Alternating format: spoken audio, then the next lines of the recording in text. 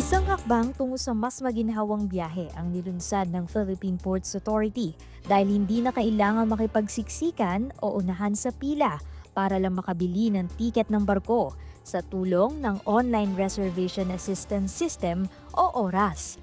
Bago kasi magpunta sa pantalan, maaari nang magpareserba ang pasahero ng kanilang tiket ng barko.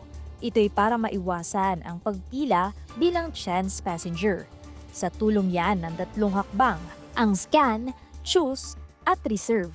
Simula noong Huwebes, March 26, 2026, maaari nang gamitin ang oras ng mga pasaherong dadaan sa pantalan ng Lucena, Palanacan, Batangas, at Calapan upang mas madaling makabili ng tiket para sa kanilang biyahe. Mas mapabilis at maging maayos ang proseso ng pagbili ng tiket, lalo na para sa mga walk-in passenger. Okay. Talagang mabilis na proseso kasi magki-QR code ka lang eh. Andun naka-reservation ka na. Sobrang malaking tulong kasi hindi siya magta-traffic, hindi sila magsasalubong-salubong, hindi sila magsasabay-sabay. Sa oras na makapagparehistro, makakatanggap ang pasahero ng Oras Pass na may code na ipapakita sa validation area upang mapabilis ang kanilang pagpasok at pagbili ng tiket.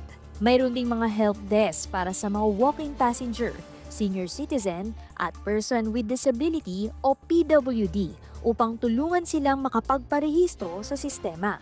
Mas maganda po yung nagawa niyo ngayon. Hindi kami maabala, hindi kami mapili ng matagal. Mas maganda po yan. Mas makapabilis. Naiwasan namin yung maabala ng matagal dito.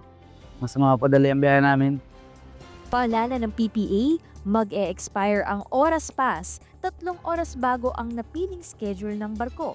Kaya't mahalagang maglaan ng sapat na panahon ng mga pasahero sa kanilang pagpunta sa pantalan. Hindi rin ipatutupad ang oras sa mga pantalan kung saan may hawak ng tiket ang mga pasahero o kung may mga ticketing booth sa labas ng port area. Para naman sa mga may dalang sasakyan, mananatili ang kasalukuyang proseso ng pagpila. Patuloy ang pakikipag-ugnayan ng PPA sa mga shipping lines at iba pang ahensya upang matiyak ang maayos na implementasyon ng sistema.